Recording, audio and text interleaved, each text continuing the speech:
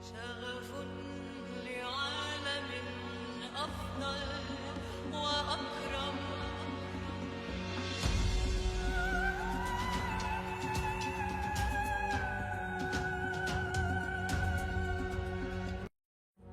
شغف لعالم أفضل وأكرم.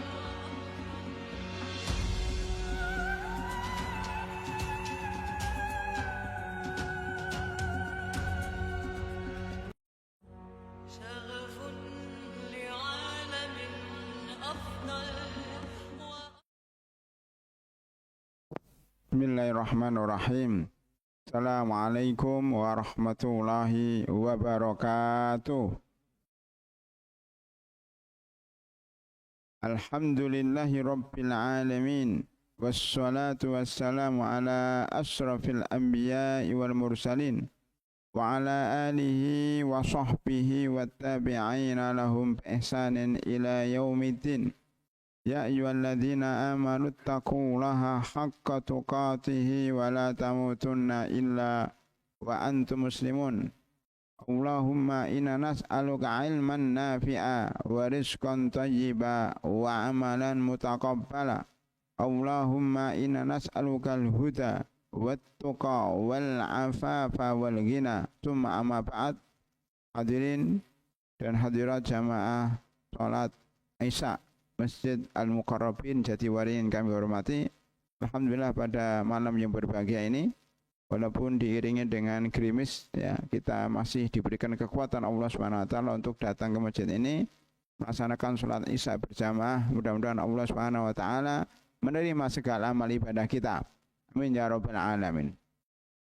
Bapak dan Ibu sekalian, kita masih bersama fikih salat membaca kitab hadis yang berjudul Umdatul Ahkam, yang berisi tentang hadis-hadis sahih yang diriwayatkan oleh Imam Bukhari dan Muslim, khususnya tentang sholat. Pada pertemuan yang lalu telah kita bahas 3 hadis berhubungan dengan waktu, termasuk waktu sholat subuh. Maka pada kajian malam hari ini kita akan membaca hadis berikutnya, hadis yang keempat, masih bersama hadis Abu Barzah Al-Aslami tentang waktu-waktu sholat. An Abi Minhal Sayyar ibni Salamah qala dakhaltu ana wa abi ala Abi Barzah Al-Aslami faqala lahu abi kaifa kana an-nabiyyu sallallahu alaihi wasallam yusalli maktubah.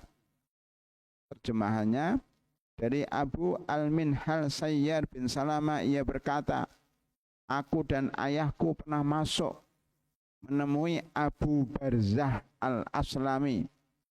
Abu Barzah Al-Aslami ini adalah seorang sahabat. Ayahku berkata kepadanya, bagaimana Nabi Muhammad sallallahu alaihi wasallam melaksanakan sholat wajib. Ditanya tentang bagaimana cara beliau melaksanakan sholat wajib. Abu Barzah menjawab, beliau melaksanakan sholat al-hajir, sholat zuhur. Jadi hajir itu sholat zuhur. Dinamakan hajir karena matahari sedang, ya, terik-teriknya, sedang bersinar terik-teriknya di tengah-tengah kepala kita, tergelincir ke arah barat sedikit, ya, yaitu namanya zawal. Ketika matahari telah tergelincir, itu ciri sholat zuhur. Bukan pakai jam, tapi menggunakan barometer matahari yang tergelincir ke arah barat. Ini menunjukkan bahwa kita umat Islam diperintahkan untuk merenungi alam sekitar kita, melihat matahari dalam beribadah kepada Allah Subhanahu wa taala. Yaitu matahari tergelincir ke arah barat. Jadi itu tergantung, kalau musim panas, musim dingin. Untuk saat ini kita tergelincirnya jam 11, ya, 40 sekian, ya, tergelincirnya. Berarti matahari di atas kepala kita sekitar jam 11.30. 11.30 matahari di tengah-tengah kepala kita, tergelincir jam 11.43, 44. Aduh, rahimakumullah, tidak mesti jam 12. Beliau sholat asar, ya. Kemudian salah seorang dari kami bisa pulang ke perkemahannya yang paling jauh di pinggiran kota Madinah, sementara matahari masih terang. Ini menunjukkan bahwa sholat asarnya itu mataharinya masih terik. Bahasa sekarang itu kalau sholatnya di Masjid Al-Muqarrabin, dia pulang di ujung aspal. Ujung aspal ini jalan Jatiwaring ini terus ya sampai Hankam terus ya sampai mau ke Kranggan ya. Arah menuju apa namanya Cibubur, yaitu ada ujung aspal. Dari Muqarrabin ke ujung aspal sinar matahari masih terik, artinya sholat asar itu masih siang ya. Matahari tidak mau tenggelam. Aku lupa apa yang beliau katakan tentang sholat maghrib ya. Beliau tidak menceritakan tapi yang mendengar ini lupa. Nabi Muhammad SAW senang mengakhirkan sholat isya. Jadi sholat duhur sudah dibahas, sholat asar dibahas, sholat maghrib kelupaan perawinya. Kemudian sholat isya ya, itu beliau Rasulullah SAW mengakhirkan sholat isya. Ini penting ya kita bahas ya, yang kalian sebut dengan at-tamah ya. At-tamah. Beliau membenci tidur sebelum isya dan berbincang-bincang setelahnya. Al-atamah ya, sebenarnya al-atamah. Di sini intinya para hadirin rahimakumullah, sholat isya itu lebih afdal, semakin malam semakin afdal. Itu kalau kita sepakat dengan para jamaah. Biasanya kalau di masjid-masjid, sebagian masjid yang saya mengisi kajian di situ, kalau saya ceramah ba'dal maghrib, ya, malam ahad, itu karena ba'dal maghrib sampai isya itu waktunya cuma 40 menit, ya, maka ceramahnya kurang. Karena itu, muadzin ketika datang waktu isya, dia adzan terlebih dahulu. Setelah itu dilanjutkan tanya jawab sampai iqomat. Di beberapa masjid yang lain habis adzan bukan tanya jawab, dilanjutkan kajian sampai jam 8. Jadi ini belum qomat ini Pak. Di beberapa masjid belum qomat. Jam 8 masih kajian. Setelah jam 8 nanti tanya jawab 15 menit, barulah qomatnya jam 8 lebih 15. Satu masjid itu sepakat karena sudah terbiasa. Sehingga kajiannya, kondisinya kan ba'da isya Pak. Ba'da isya terlalu malam, setelah lagi sudah jam 9. Ibu-ibu sudah, Ustaz, sudah jam 9. Jangan lama-lama. Nah, tapi kalau mulainya ba'dal maghrib, sudah mau selesai nih. Ibu-ibu bisa pulang lebih cepat.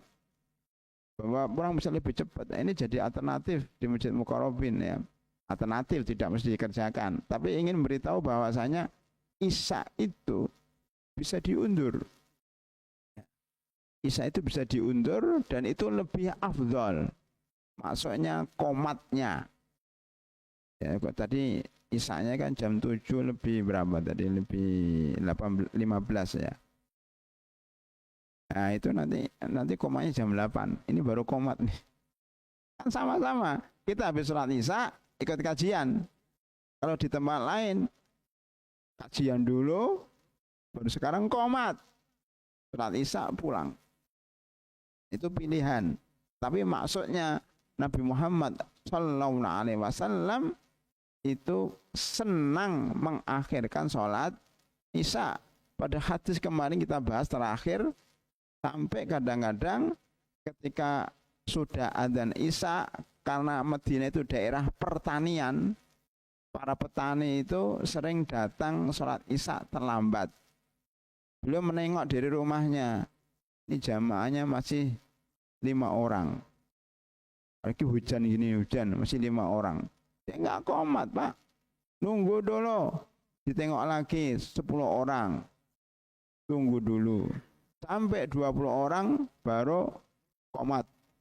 Komanya kadang jam 8.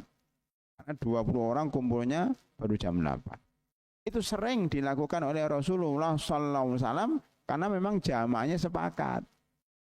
Kalau jamaah muqarrabin enggak sepakat, ya komatnya seperti biasa. Komatnya jam berapa tadi? Jam 7 lebih 30 mungkin ya. Nah, itu udah enggak apa-apa karena enggak sepakat. Karena masyarakat di sini masakannya majmu', tidak satu pekerjaan.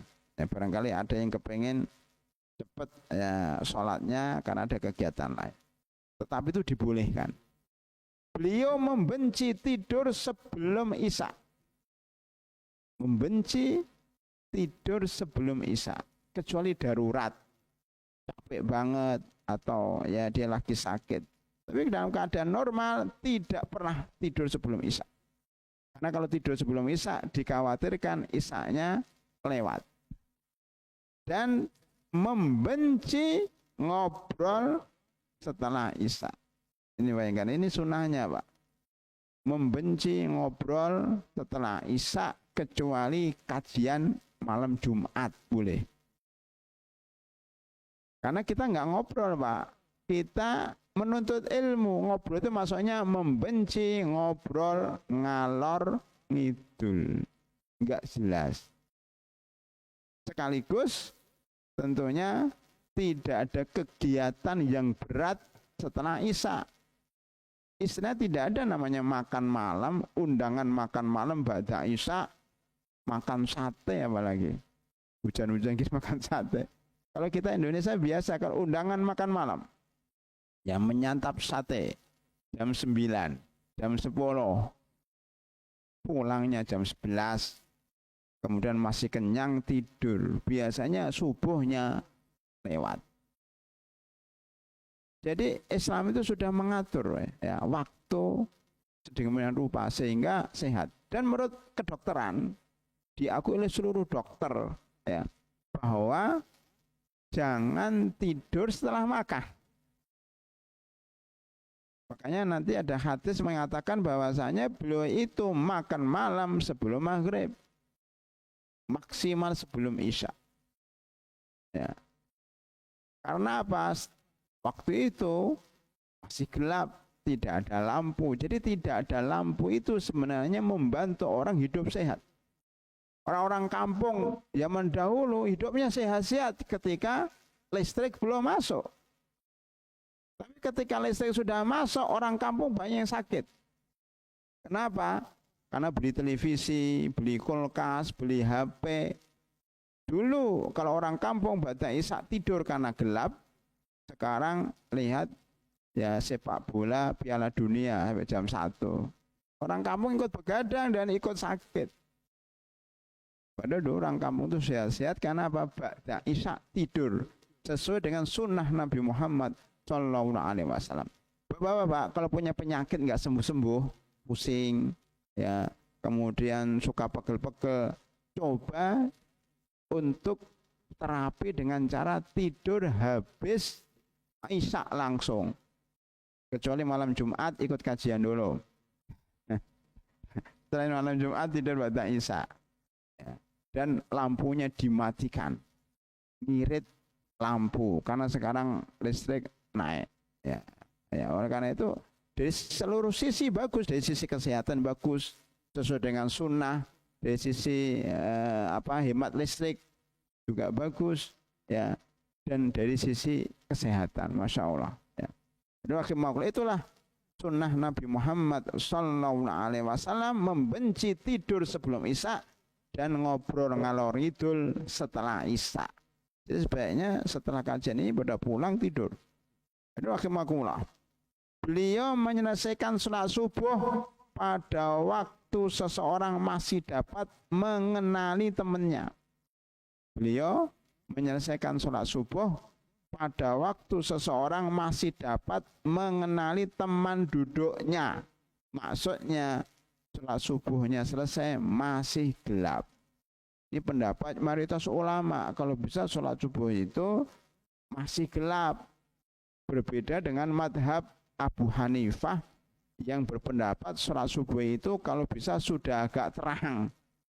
Ya. Padahal sebenarnya menurut mayoritas ulama hadis itu bisa digabung. Karena ada hadis mengatakan bahwasanya Rasulullah SAW itu senang sholat subuh ketika sudah menguning. Maksudnya mulainya awal, mengakhirinya agak siang. Maksudnya sholat subuh itu agak panjang bacaannya. Di sini kalau imamnya sholat subuh baca apa Pak? Inna a'tainakal kautsar, enggak ya? Atau qul huwallahu ahad. Itu boleh, tapi enggak pada tempatnya. Sholat subuh itu baca minimal sabbikisma rabbikal a'la, itu minimal. Al-ataka hadisul ghasyiyah itu agak 1 lembar kurang dikit. Kalau bisa hari Jumat besok sunnahnya membaca Hamim As-Sajdah, ya. Surat ke-32. Hamim tanzilul kitabi minallahi la raiba fihi mir rabbil alamin, itu 1, 2, 3 halaman. Tetapi izin dulu sama jamaah. Mohon maaf, minta izin rakaat pertama membaca 3 halaman. Nanti rakaat kedua membaca surat Al-Insan 2 halaman setengah. Surat Hamim As-Sajdah ini surat ke-32. Kalau surat Al-Insan surat ke-76. Itu sunnah daripada sunnah Nabi Muhammad SAW dan bisa diterapkan di zaman modern. Kenapa? Karena saya dulu pernah tinggal di Jakarta Timur, daerah Cipayung sana. Itu bertahun-tahun imamnya itu membaca setiap Jumat subuh itu 2 surat itu. Pada jamaahnya seperti bapak juga, para pensiunan ya, juga banyak. Tapi karena udah kebiasaan, kuat mereka. Cuman bacaan imamnya memang agak dipercepat. Bacanya agak cepat begitu sehingga nggak terasa. Sekarang imamnya sudah meninggal dunia. Nampaknya tidak ada yang melanjutkan.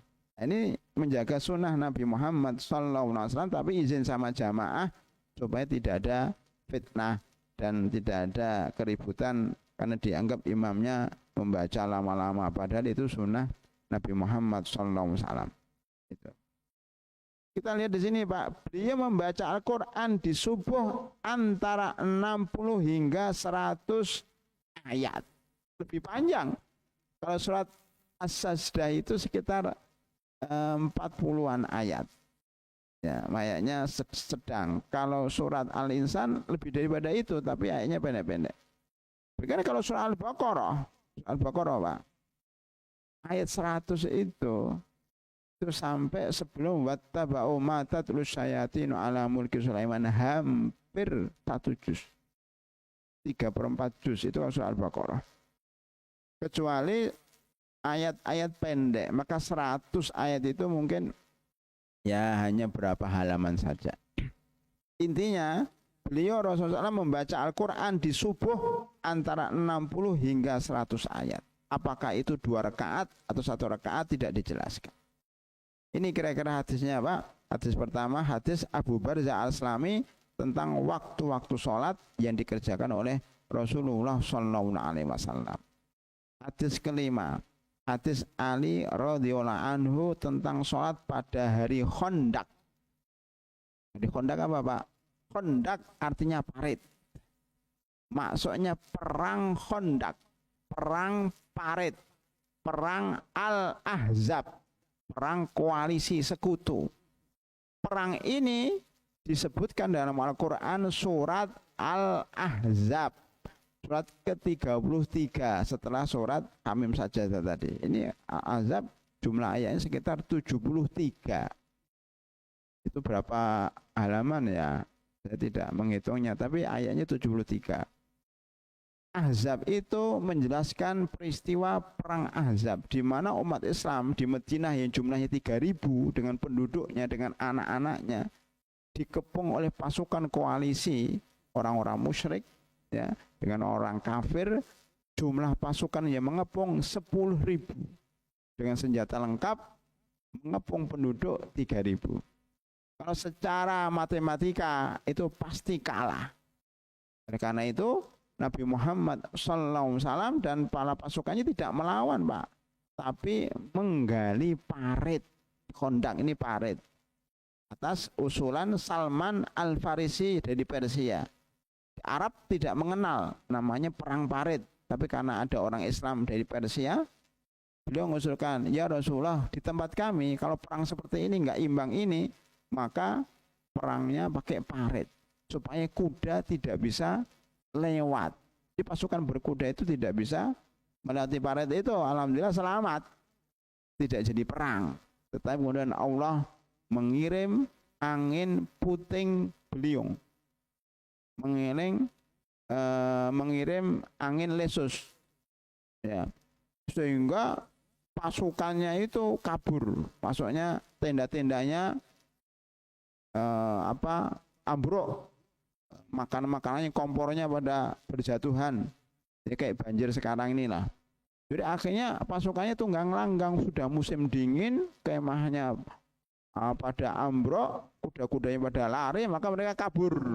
Jadi menang tanpa perang, karena dikirim pasukan oleh Allah SWT berupa pasukan angin.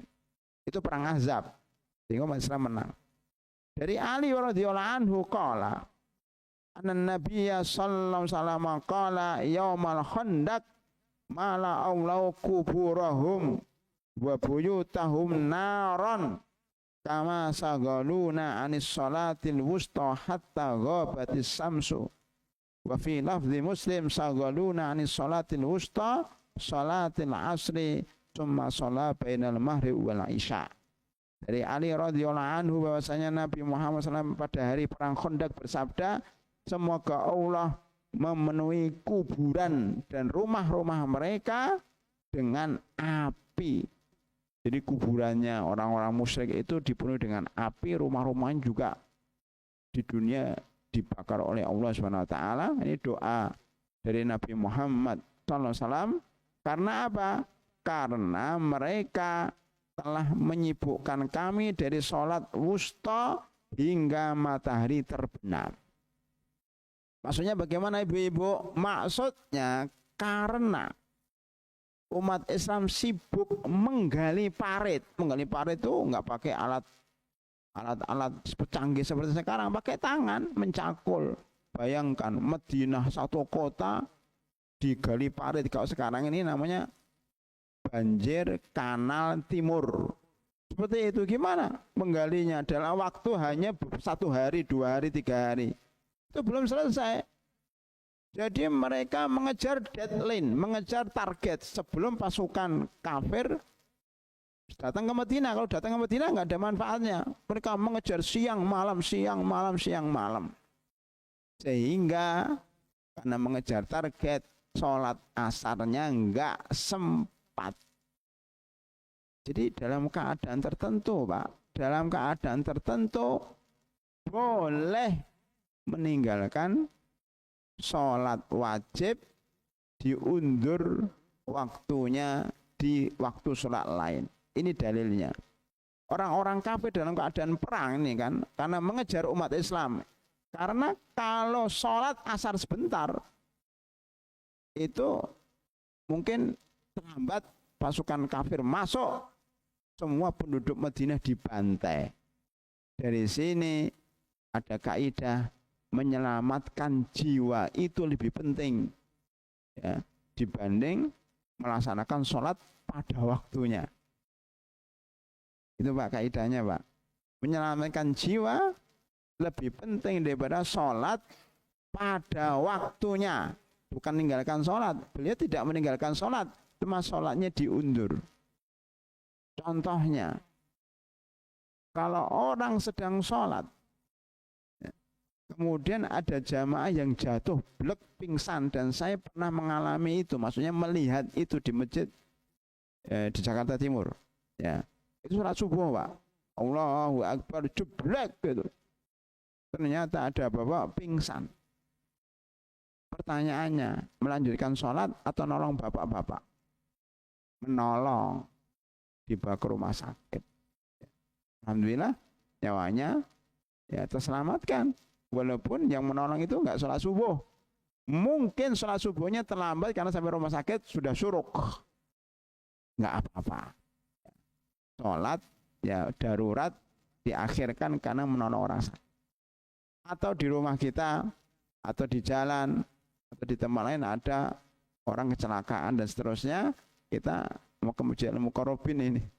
Ya udah diundur sholatnya, diundur kajiannya ya untuk menyelamatkan orang yang meninggal dunia. Mana dalilnya ini? Rasulullah SAW menyelamatkan satu kota, satu negara, ya nyawa satu negara walaupun harus mengundurkan waktu sholat. Berarti boleh mengundurkan waktu sholat bahkan sampai keluar dari waktunya. Tetapi beliau marah. Ini gara-gara orang kafir. Ya, kami akhirnya sholatnya terlambat. Mudah-mudahan Allah membakar rumah-rumah mereka dan memberikan api dalam kuburan-kuburan mereka. Jadi beliau marah, bukan berarti senang. Telah menyebutkan kamu di sholatul wusta. Apa sholat wusta? Pada wusta itu artinya tengah. Sholat pertengahan. Hafidhu ala sholawati was sholatil wusta dalam surah Al-Baqarah. Jagalah sholat 5 waktu dan jagalah sholat wusta. Sholat wusta itu para ulama di sini menyebutkan juga dalam hadis sholat wusta itu sholat asar. Sholat asar. Di sini disebutkan sholat asar. Sholat asar. Dan Muslim disebutkan mereka menyibukkan kami dari sholat wusta itu sholat asar. Kemudian Nabi menunaikannya antara maghrib dan Isya. Sholat asarnya dilakukan antara maghrib dan Isya.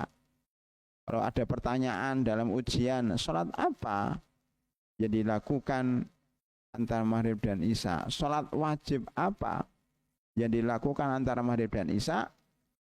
Jawabannya sholat asar ketika ada perang Khandaq. Ini pertanyaan yang belum tentu semua orang bisa jawab. Sholat asar ketika dalam keadaan perang Khandaq. Kenapa sholat asar pada hari ini disebut sholat wusta? Karena sholat asar itu sholat yang paling berat setelah subuh dan isya. Karena ada hadis lain mengatakan dua sholat yang paling berat untuk orang munafik adalah sholat subuh dan sholat isya.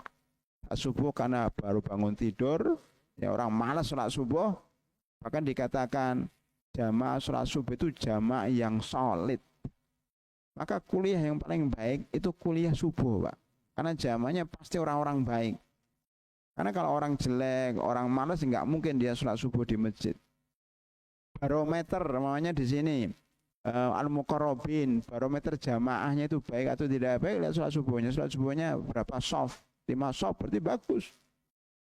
Bahkan dikatakan Palestina itu merdeka, akan bisa merdeka dan bisa melawan Israel kalau sholat subuhnya jamaahnya jumlahnya seperti jumlah jamaah sholat Jumat. Begitu juga Masjid Al-Muqarrabin, menjadi masjid yang sangat berkah dan sangat bisa diambil contoh oleh masjid-masjid yang lain kalau sholat subuhnya seperti sholat Jumat.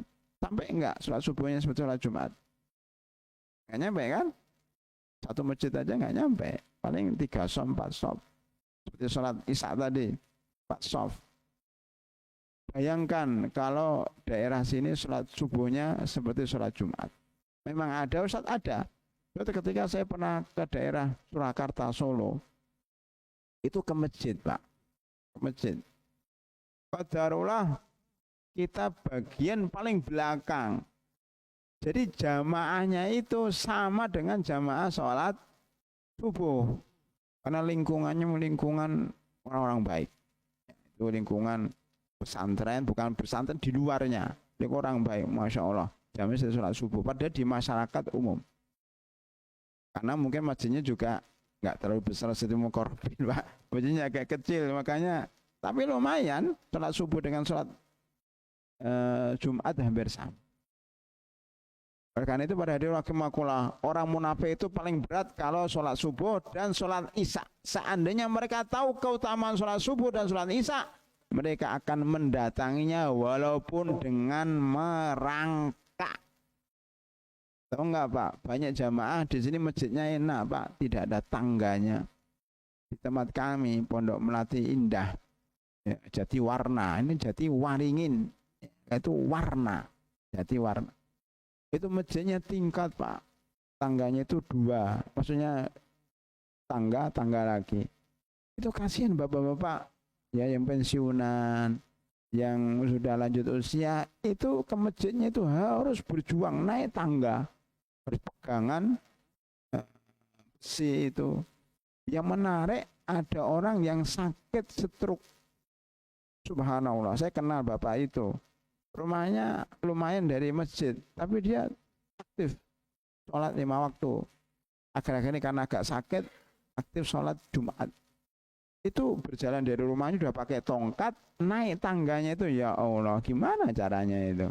Kadang-kadang dibantu oleh jamaah-jamaah yang lainnya. Tapi rajin Pak, di sop pertama lagi. Kita yang sehat-sehat kadang-kadang seringnya terlambat. Kalah dengan bapak-bapak yang stroke itu, dia jalan aja nggak bisa, tapi naik tangga satu, ya Allah, begitu semangatnya dalam sholat jamaah. Oleh karena itu ketika saya ke Sumatera, bukan daerah banjir Pak, ya, daerah Bengkulu, itu ada masjid bagus kayak Mukarrabin ini Pak, masjidnya tingkat 2, memang sunahnya masjid itu di tingkat 2, bawahnya untuk pertemuan, gimana juga begitu. Kalau masjid Mukarrabin maunya masjidnya di bawah atau tempat pertemuan, itu enggak sesuai dengan syariat. Karena masjid itu di atas, tempat pertemuan di bawah aula. Itu juga seperti itu. Cuma pendiri masjid itu orang-orang lama Pak, kayak bapak-bapak gini lah ya. Dulu waktu muda-muda dirikan masjid, ketika tua sudah nggak bisa naik. Mau masang lift, ada berapa masjid yang ada liftnya? Kok anggarannya mahal, sekali naik itu berapa ya lift itu ya, sekali watt itu mungkin 50.000 turun, itu berapa kali tekor itu masjid itu kalau pakai lift. Mereka berpikir gimana caranya, akhirnya mereka sepakat masjidnya dirubah Pak, dari atas ke bawah.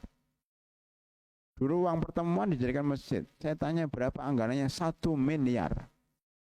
Bukan membangun masjid, mindahkan masjid atas ke bawah. Maksudnya bukannya dipindahkan masjid, tapi ya dihiasi seperti ini ya, supaya masjidnya cantik, masjidnya enak ya. Itu butuh renovasi lagi 1 miliar. Untuk masjid itu, khusus masjid itu pertemuannya di atas. Memang nggak nyunah, tapi darurat karena pendiri masjidnya sudah lanjut usia semuanya, sudah di atas 60 tahun, daripada itu 70 tahun. Itu Pak, serba-serbi masjid. Karena pada rahimakumullah, orang munafik itu kalau tahu keutamaan sholat isya dan sholat subuh akan mendatangi walaupun dengan merangkak pakai tongkat. Tetapi kalau di sini sebutkan asar. Kenapa asar? Karena asar itu orang kerja capek, orang di rumah istirahat. Kemudian matahari masih panas sehingga orang merasa berat untuk datang sholat asar. Termasuk sholat yang punya keistimewaan yaitu sholat asar, di mana Rasulullah SAW itu mengundurkan sampai maghrib. Ini hadis yang kelima. Hadis yang keenam, hadis Ibnu Mas'ud tentang tertundanya sholat asar. Ini masih sama. Walahu an Abdillah Ibnu Mas'ud qala habasal musyrikuna Rasulullah sallallahu alaihi wasallam anil asri hatta ihmaratis syams au isfarrat. Ya, bersama. Faqala Rasulullah sallallahu alaihi wasallam sagaluna anis salatil wusta salatil asri mala'ullahu azwafa wa kuburahum naran au khasaulahu azwafa wa kuburahum naran. Ini hampir sama isinya Pak. Dari Abdullah bin Mas'ud radhiyallahu anhu yang berkata, orang-orang musyrik telah menahan Rasulullah sallallahu alaihi wasallam dari sholat asar hingga matahari memerah atau menguning. Kalau tadi riwayatnya dilakukan ba'dal maghrib. Kalau di sini mataharinya sudah menguning, sudah mau maghrib. 10 menit lagi maghrib, barulah sholat asar. Maka Rasulullah bersabda, mereka telah menyibukkan kami dari sholat wusta atau sholat asar. Semoga Allah memenuhi rongga-rongga tubuh mereka dan kuburan mereka dengan api neraka. Atau semoga Allah memenuhi rongga-rongga tubuh mereka dan kuburan mereka dengan api. Para hadirin rahimakumullah, di sini memenuhi kuburan dengan api menunjukkan bahwa siksa kubur itu ada. Sebagian umat Islam mengingkari siksa kubur. Padahal dalam Al-Quran ada, Pak. Dalam Al-Quran ada, dalam sunnah apalagi ada siksa kubur, ditambah ini hadis ini. Ini menunjukkan siksa kubur ada. Kalau orang Rusia itu membuat penelitian. Mereka masukkan rekaman ke dalam kuburan. Di rekaman kecil itu dimasukkan ke mayit itu atau di sekarang canggih sekali ya. Kecil rekamannya itu masukkan ke baju mayit atau di tempat kuburannya, dengar dari dari luar, oh ternyata orang teriak-teriak, kata mereka begitu, teriak-teriak, oh dipukulin oleh malaikat.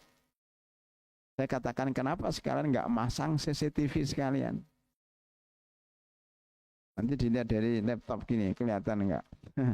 Itu kata mereka itu berapa puluh tahun yang lalu sebelum teknologi canggih. Artinya siksa kubur ada. Dan hadis Barok bin Azib sangat panjang sekali. Nanti orang Islam itu, orang Muslim itu kalau dalam kuburan, ya, itu akan dibangunkan oleh malaikat. Kemudian ada orang yang nemani dia, orang yang ganteng, putih, enak diajak ngomong. Ternyata itu amal soleh kita, sholat kita, kajian kita baca Isya. Malam Jumat ini nanti berubah menjadi manusia, teman ngobrol kita di kuburan. Yang tidak pernah sholat Isya, yang tidak pernah kajian, nggak ada tempat ngobrol di kuburan sendiri. Kemudian akan disetelkan televisi, bahasa kita begitu. Akan dilihatkan tempat mereka nanti di surga. Jadi kuburan itu, Pak, berbeda dengan alam akhirat. Kuburan itu alam perpindahan atau alam perpindahan antara dunia ke akhirat, transit, tempat transit. Kalau kita sebelum naik busway kan turun dulu di di tempat-tempat untuk nunggu transit. Kalau kita dari naik pesawat dari mana mau ke tempat mana transit dulu. Kita mau ke Saudi Arabia, transitnya dulu ke Dubai dulu. Nah, transit sebentar. Itulah alam barzah, alam transit. Di transit itu dilihatkan, loh, tempat kamu nanti di akhirat seperti ini, surga. Kalau orang Muslim dilihatkan surga pagi dan petang. Kalau orang kafir dilihatkan neraka pagi dan petang.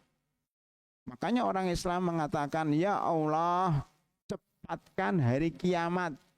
Karena sudah enggak kuat kepengen masuk ke rumahnya di surga itu. Karena tiap hari dilihatkan.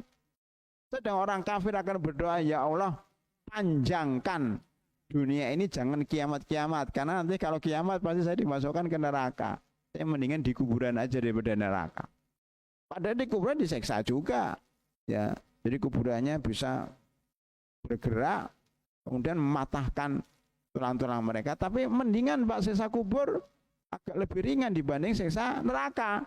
Maka orang kafir betah di kuburan. Karena tiap hari dilihatkan televisi yang isinya tentang tempat mereka di neraka. Bapak pernah lihat Pak di televisi atau di YouTube atau di mana tentang tawaran perumahan rumah mewah di perumahan mana harga murah, yaitu dilihatkan kayak gitu Pak, taman-taman ini tempat Anda yang baru itu di dunia, maka wah enak banget ya punya rumah ini ya, atau kalau bedah rumah artis, rumah pejabat dibedah itu, wah rumahnya bagus banget. Itu nanti kita di kuburan dibedah rumah kita di surga. Jadi kepingin, makanya berdoa, ya Allah cepatkan hari kiamat supaya saya bisa masuk surga. Ini menunjukkan para hadirin rahimakumullah bahwa dalam kuburan itu ada siksa. Ini termasuk Rasulullah mendoakan orang kafir yang menghalangi sholat itu mudah-mudahan disiksa di kuburan dengan api. Hadis ke-7. Hadis Ibnu Abbas tentang mengakhirkan sholat Isya. Ini ada tambahan lagi ya. Dari Abdullah bin Abbas radhiyallahu anhu qala tamma an-nabiyyu sallallahu alaihi wasallam bil isya fa kharaja Umaru faqala as-salat ya Rasulullah raqadan nisa'u wasibyan fa kharaja wa ra'suhu yaqturu yaqulu laula an asukka ala ummati aw ala nas la amartum bi hadhihi shalah hadhihi sa'ah. Dari Abdullah bin Abbas radhiyallahu anhu, ini hadisnya sahih Bukhari dan Muslim, enggak ada yang dhaif, hadisnya sahih semuanya. Nabi Muhammad SAW pernah mengakhirkan sholat Isya. Maka Umar keluar dan berkata, ya Rasulullah, sholat ya Rasulullah, qomat. Para wanita dan anak-anak telah tertidur. Bayangkan sholat Isyanya nunggu ibu-ibu dan anak-anak tidur. Karena begini Pak, kalau kita di rumah punya anak kecil, saya punya cucu di rumah, itu kalau sholat Isya tepat waktu gini, mesti ada yang ganggu anak-anak, teriak-teriak apa. Makanya sholat Isya supaya khusyuk, anak-anak tidur dulu. Anak tidur, barulah kita sholat. Itu kalau untuk ibu-ibu ya. Itu kalau kita berjamaah, biasanya bapak-bapak dibolehkan Pak, kalau nggak ada pengajian seperti ini, habis sholat Isya di Masjid Al-Muqarrabin, pulang ke rumah jamaah dengan istri dan anak wanitanya. Jadi bapak sholat jamaah menjadi makmum di Masjid Al-Muqarrabin, pulangnya menjadi imam, makmumnya istri dan anak. Itu kalau kita pulang ke rumah, makmumnya istri dan anak, cucu-cucu itu ikut ganggu, karena dikunci pintunya. Maksudnya di sini kalau berjalan Nabi kan pintunya nggak banyak, itu rumahnya kecil. Udah tidurkan dulu anak-anak, biar nggak ganggu sholat. Kita baru sholat. Tidurnya anak-anak jam berapa? Jam 9, jam 10 kan? Makanya sholat Isya'nya itu agak terakhir. Lalu Nabi Muhammad SAW keluar dari rumahnya dengan kepala yang masih meneteskan air bekas wudhu. Ini ada satu pelajaran Pak, bahwasanya Rasulullah SAW kalau wudhu itu ini turun. Kalau wudhu itu enggak dihandukin, tidak dihandukin. Bahkan kalau sholat apa ya? Bahkan kalau sholat, kalau mandi junub, di dalam hadis yang Bulughul Maram, riwayat dari Aisyah radhiyallahu anha, riwayat dari Ummu Salamah dan Maimunah, istri-istri beliau mengatakan Rasulullah SAW kalau mandi besar, mandi junub, setelah selesai mandi, aku, kata Aisyah, membawa handuk untuk beliau supaya menghandukin air yang habis mandi itu. Kata Rasulullah, enggak usah. Terus kemudian beliau nyipratkan air begini sampai dibersihkan sendiri lah, gitu. Enggak pakai air, enggak pakai handuk. Pelajarannya Bapak dari situ, Rasulullah SAW kepingin bekas ibadah itu tidak hilang. Maksudnya bagaimana Pak? Mandi junub itu ibadah enggak? Ibadah kan? Karena pakai niat. Saya junub, saya niat untuk menghilangkan junub dengan mandi besar. Itu ibadah, dapat pahala. Mandi itu kan, habis mandi kan masih ada air. Air itu menjadi saksi pada hari kiamat bahwa fulan pernah mandi junub. Semakin lama nempel di tubuhnya, maka semakin persaksiannya semakin kuat. Rasulullah SAW ketika habis wudhu dan habis mandi tidak mau langsung menghilangkan air wudhu, karena air itu berkah. Biarin aja lah sampai kering sendiri. Bahasanya begitu. Apakah ada dalam ajaran Islam? Ada. Selain satu itu, berikutnya adalah orang yang mati syahid. Orang yang mati syahid itu darahnya tidak boleh dicuci, tidak boleh dimandikan. Bahkan tidak dikafanin. Orang dalam perang melawan orang Israel, melawan orang kafir, mati syahid, ditembak atau kena pedang, biarkan apa adanya, darahnya masih mengucur, kemudian bajunya apa adanya dikuburkan. Loh, kenapa nggak dibersihkan? menjadi saksi pada hari kiamat bahwa orang ini pernah berjuang di jalan Allah, mati syahid, ini darahnya masih mengalir segar. Itu namanya saksi pada hari kiamat. Contoh yang lain apa? Contoh yang lain masalah siwak. Rasulullah SAW bersabda bahwa bau mulut lahaluh atau bau perut, perut dan mulut orang yang puasa itu, kita mau puasa 2 bulan lagi insya Allah, mau puasa bulan Februari pertengahan, itu kalau orang puasa itu bau mulutnya, karena apa? Tidak diisi dengan makanan, ya. Bau mulutnya, maka Rasulullah mengatakan bau mulutnya orang puasa lebih wangi dibanding dengan baunya minyak kasturi di sisi Allah Subhanahu wa taala. Maksudnya apa? Ini kan bau akibat puasa, Pak. Bau akibat puasa. Maka jangan dihilangkan, oleh karena itu dimakruhkan kita gosok gigi ketika sedang puasa. Hukumnya makruh karena odol itu bisa tertelan dan jadi batal puasanya. Atau dengan kata lain siwakan.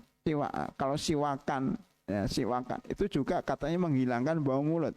Itu juga sebagian ulama seperti mazhab Syafi'i memakruhkan habis zuhur karena baunya itu mulut itu terasa pada zuhur. Jadi ada 3 contoh, Pak, bahwa bekas ibadah itu akan menjadi saksi pada hari kiamat. Sekarang kita analogikan dengan ibadah tiap hari kita. Apa ibadah tiap hari? 1, sujud. Kita sholat di Masjid Muqarrabin ini kira-kira ada saksinya enggak, Pak? Ada saksinya enggak, Pak? Karpet ini, sajadah yang Bapak duduki itu jadi saksi pada hari kiamat. Nanti kalau ada enggak bapak-bapak yang sudah meninggal? Ada ya, saya lihat beberapa bapak kok enggak pernah kelihatan, dulu ada. Sudah meninggal ya. Saya enggak bisa nyebut namanya karena enggak tahu namanya. Bapak Fulan kok enggak ada. Ya, dulu sering ada di sini. Kemana, Pak? Udah meninggal, Ustaz. Kira-kira bapak itu kalau dulu rajin di masjid terus enggak ada, karpetnya nangis enggak? Nangis, Pak. Surat Ad-Dukhan, surat ke-44, ayatnya 29. Allah berfirman, "Fama bakat alaimus sama wal ardu wa ma kanu mundarin." Fir'aun ketika meninggal dunia, langit dan bumi tidak menangisi, tidak menangis, biarin aja mati, karena kau kejam, kau membunuh banyak orang, kau membunuh bayi-bayi, kau merusak ekosistem, ya, kau merusak ya negara ini umpamanya, ya, itu orang mati biarin aja. Orang-orang rakyat bersyukur, alhamdulillah mati dia. Alhamdulillah. Kenapa? Fir'aun kejam. Bukan hanya orang yang suka, Bani Israel, itu langit dan bumi juga senang. Alhamdulillah mati Fir'aun. Pada senang semua. Dikatakan dalam surat Ad-Dukhan, surat ke-44 ayat 29, tidaklah langit dan bumi menangisi kepergian Fir'aun. Coba. Memang langit dan bumi bisa nangis, bisa. Pada zaman Nabi, mimbar aja nangis. Mimbar pada zaman Nabi menangis. Ya. Maksudnya bahwa sebaliknya langit dan bumi akan menangis kalau ada orang soleh yang meninggal dunia. Maka ketika Nabi Muhammad SAW meninggal dunia, mendung, langit menangis, bumi menangis, seluruh umat Islam di dunia pada berkabung menangis sedih. Kayaknya dunia mau kiamat. Kenapa? Orang soleh meninggal dunia. Berarti kan ada bekas kebaikan jadi dirasakan masyarakat umum. Lah Bapak sholat di masjid pakai sajadah atau di saf pertama, saf kedua, itu ketika enggak ada karpet nyari, ini mana Bapak yang suka duduk di saf pertama? Atau Bapak yang suka kalau pengajian mesti senderan di sebelah kanan, sebelah kiri? Itu udah nggak ada lagi, Pak. Bapak itu udah nggak ada lagi. Apa namanya, jendelanya sama jendelanya mana Bapak ini sudah nggak ada lagi. Sudah nggak ada nyenderin saya ketika pengajian malam Jumat. Nangis itu, Pak. Berarti, Pak, setiap tempat yang kita pakai untuk sholat itu mengenang kita. Oleh karena itu disunahkan sholat itu jangan di satu tempat. Kalau sholatnya di sini aja, berarti nangis cuma ini aja. Yang rindu cuma ini aja. Tapi kalau Bapak sholatnya di sini, ada yang di sono, ada yang di sono, ada yang di sini, ada yang di sini, ada yang di sana, ada yang di belakang, itu khusus ibu-ibu ya, nggak boleh. Itu pasti ya nangisnya banyak. Ini nangis, itu nangis, semuanya nangisin kepergian dia. Mana ini orang ini? Iya, orang ini mana? Dulu sholat di sini mana? Perbanyaklah saksi pada hari kiamat. Oleh karena itu disunahkan nanti dalam hadis, kalau habis sholat wajib, sholat sunat itu pindah tempat. Supaya apa? Saksinya banyak. Atau kalau sholatnya di masjid, sholat sunahnya di mana? Di rumah. Supaya rumah itu juga menjadi saksi kita pernah sholat di situ. Dan di masjid terus, Pak, sholat itu. Masjid itu sholat wajib. Kalau sholat sunat diperbanyak di rumah. Di rumah, apalagi rumah apa namanya, rumah perumahan ini ya, perumahan apa namanya, Jatiwaringin. Ini rumahnya besar-besar. Maka sholatlah, Pak, di setiap pojok rumah. Bapak di sini kamarnya berapa? Ada 5. Ya kira-kira 5 lah rumah seperti ini. Di bawah 2, di atas 3. Maka sholat sunahnya hari Senin itu di kamar nomor 1. Hari Selasa di kamar nomor 2. Hari Rebo di kamar nomor 3. Begitu seterusnya, dikeliling itu, Pak, menggilir kamar-kamar supaya jangan kosong dari zikir atau sholat. Selain sholat apa? Baca Al-Quran. Baca Al-Qurannya kadang di kamar bawah, kadang di kamar belakang, kadang di kamar. Jangan sampai kamar itu kosong. Kalau kamar kosong, tidak pernah dipakai untuk tidur, tidak pernah dipakai untuk baca Al-Quran, menjadi angker. Bapak kalau mendengar pengakuan orang-orang Indonesia nyari pesugihan, ada, Pak, orang-orang Indonesia yang miskin, nggak dapat kerjaan, nyari pesugihan di Gunung Kawi, di mana? Jawa Timur, di Gunung Lawu, Jawa Tengah, ya, di gunung, kalau ini Gunung Gede, ya mungkin, dan sebagainya. Itu nyari pesugihan, Pak. Salah satu ritualnya itu pengakuan mereka. Satu ritualnya kosongkan kamar. Biasanya setiap malam Jumat itu datang ke rumah itu, ke kamar itu melakukan ritual. Karena kosong. Coba kalau semua kamar itu kita isi dengan zikir, itu setan nggak akan masuk, ya itu jin-jin itu nggak akan masuk di situ. Jangan sampai rumah itu kosong, pakailah untuk sholat.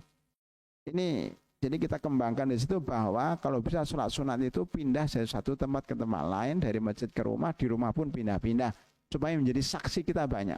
Itu bumi, mana langit, Ustaz? Langit itu, Pak, ada pintunya. Percaya nggak Bapak kalau langit ada pintu? Abwab sama pintu-pintu langit.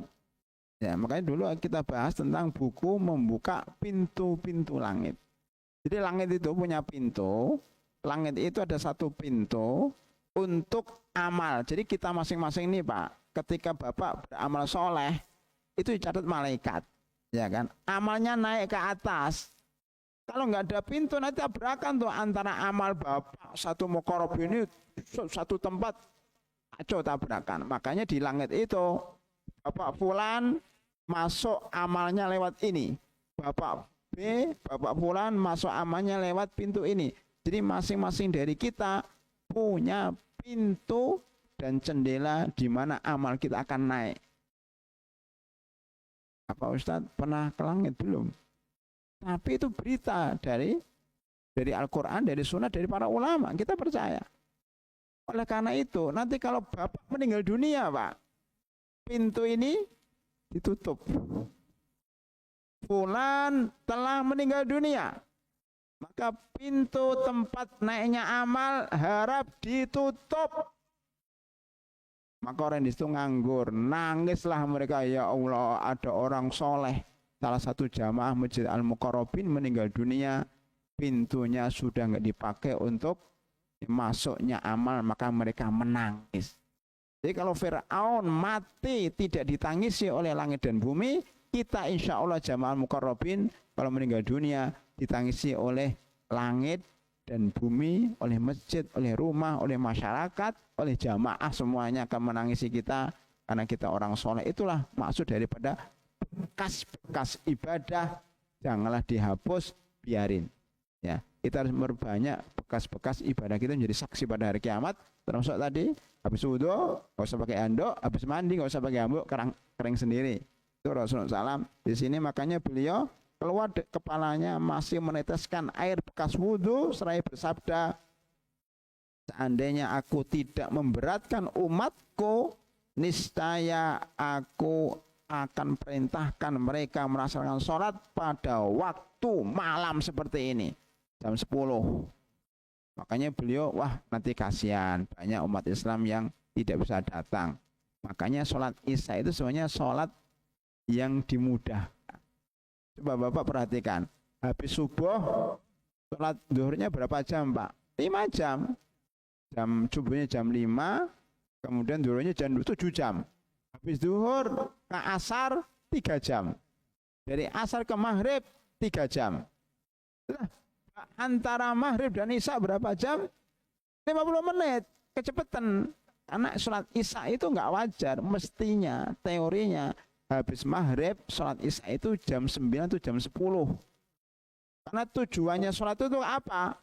Sholat itu kan begini Pak. Kita sholat, kita kan berbuat dosa.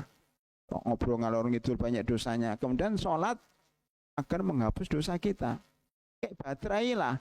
Baterai HP itu kalau HP dicas, kita ngecas baterai pada subuh, nanti dipakai, zuhur dicas lagi, dipakai asar dicas lagi, dipakai maghrib dicas lagi, habis maghrib baterai masih penuh, apa dicas lagi isanya. Makanya ngecas isya itu terlalu cepat Pak. Apalagi kalau orang habis sholat maghrib zikir nggak ada dosanya, ngapain sholat isya kan? Maka yang secara logika sholat isya itu sebaiknya memang agak malam, supaya dosa-dosa antara maghrib dan isya agak panjang ini bisa dihapus. Pas sholat isya, habis sholat isya langsung tidur, tidak ngobrol ngalor ngidul. Kalau kita sholat isyanya jam 7, nanti keluar makan bersama, jalan-jalan ke mall dan sebagainya, banyak dosanya. Akhirnya tidurnya dalam keadaan berdosa kan. Maka sebaiknya sholat isya itu sebelum tidur dan nggak ngomong. Lah karena sholat isyanya itu seperti biasa, sulit untuk dimalamkan karena jamaah keberatan, maka gantinya dengan sholat witir sebelum tidur. Sebenarnya baiknya itu habis sholat isya, sholat ba'diyah, sholat witir. Tapi kalau mau afdal sebelum tidur sholat witir, sehingga kegiatan kita selama seharian ditutup dengan sholat witir kemudian tidur. Dengan izin Allah SWT, kalau seandainya meninggal dunia pada waktu tidur, insya Allah meninggal dunia dalam keadaan husnul khotimah. Amin ya robbal alamin. Sampai hadis ke-7 dulu Pak. 4, 5, 6, 7, 4 hadis. Alhamdulillah.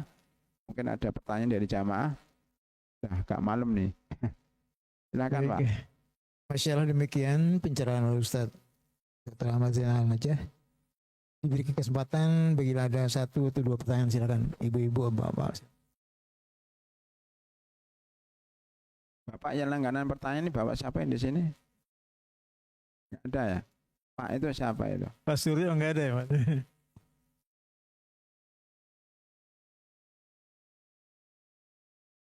Ya silakan. Ini ada pertanyaan Pak Ustaz. Ya. Mengenai sholat sunnah ini. Sholat sunnah. Tadi kan disampaikan bahwa tiap subuh Jumat ya, itu imam membacakan as-sajadah Pak Ustaz. Ya. Bagaimana hebatnya itu? Maksudnya kenapa subuh itu diberikan baca surat sajadah? Ya. Dan kemudian saya dengar juga ada surat yang penuh keistimewaan juga surat apa? Al-Insan. Bukan, sholatnya sholat tasbih. Wah, Ya. di situ bagusnya bahwa kan sekali aja dah umur hidup. Ya. Apa utamanya itu Pak Ustadz? Mungkin bisa dijelaskan. Ya baik, ada dua Pak ya. Dua ini sudah cukup panjang pertanyaannya. Yang pertama membaca Hamim Sajadah dan membaca surat Al-Insan itu keutamanya satu. Dua surat itu isinya tentang proses penciptaan manusia pertama kali. Kemudian di dalamnya berisi tentang hari kiamat, kematian dan hari kiamat. Begitu juga surat Al-Insan, surat manusia, itu menceritakan tentang bagaimana dia sebelumnya tidak ada, kemudian lahir, kemudian nanti terakhir itu di akhirat. Jadi dua surat ini yang dibaca rakaat pertama, surat Hamim Sajadah, dan dibaca rakaat kedua surat Al-Insan, berisi tentang sejarah hidup manusia dan bagaimana nanti terakhirnya akan masuk neraka atau masuk surga. Kan hari Jumat itu hari kiamat. Jadi besok itu bisa kemudian hari kiamat. Malam ini bisa kiamat. Karena kiamat itu nggak mungkin hari Sabtu, tidak mungkin hari Ahad, tidak mungkin hari Senin. Kiamat itu hari Jumat. Jumat itu pertama kali Allah ciptakan surga. Nabi Adam diciptakan hari Jumat. Nabi Adam diusir dari surga hari Jumat.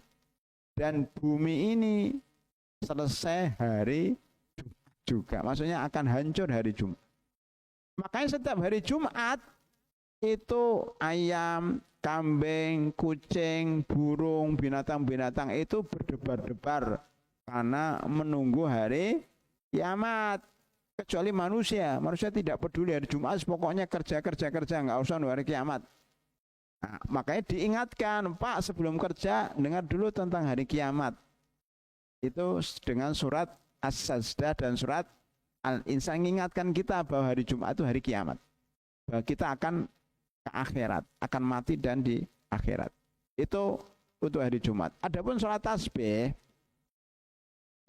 pada hari rahimakumullah, itu para ulama berbeda pendapat apakah sholat tasbih ada atau tidak ada. Kenapa berbeda pendapat? Karena sebagian ulama mensahihkan hadis itu sahih tentang sholat tasbih.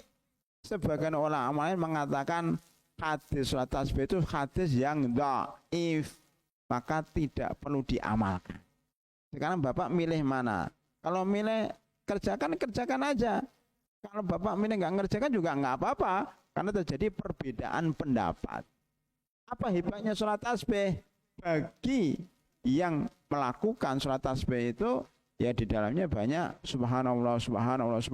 Cuma sholat ini aneh. Maksudnya aneh itu beda dengan sholat-sholat yang lainnya. Hampir semua sholat itu biasa. Takbir, baca Al-Fatihah, rukuk, i'tidal, sujud. Sholat tasbih enggak. Tasbihnya di mana-mana. Ada satu lagi sholat gerhana. Gerhana itu rukuknya 2 kali, berdirinya 2 kali. Itu aja. Tasbih lebih ribet lagi. Itulah yang kemudian jadi pertimbangan para ulama. Selain hadisnya yang dhaif, kok ribet? Baca subhanallah berapa kali, ketika rukuk berapa kali, ketika takbir berapa kali. Tapi bagi yang mengatakan itu sunnah, apa keutamaannya? Keutamaannya adalah banyak mensucikan Allah subhanahu, banyak tasbih. Silakan kalau mengerjakan, kalau tidak mengerjakan juga tidak apa-apa, karena memang masih khilafiyah. Demikian pada rahimakumullah, kajian kita pada malam hari ini mudah-mudahan bermanfaat. Kita tutup dengan doa kafaratul majlis. Subhanakallahumma bihamdika asyhadu an la ilaha illa anta astaghfiruka wa atubu ilaik. Assalamualaikum warahmatullahi wabarakatuh. Waalaikumsalam.